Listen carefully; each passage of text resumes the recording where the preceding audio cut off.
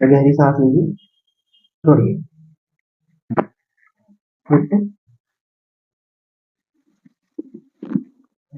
Good.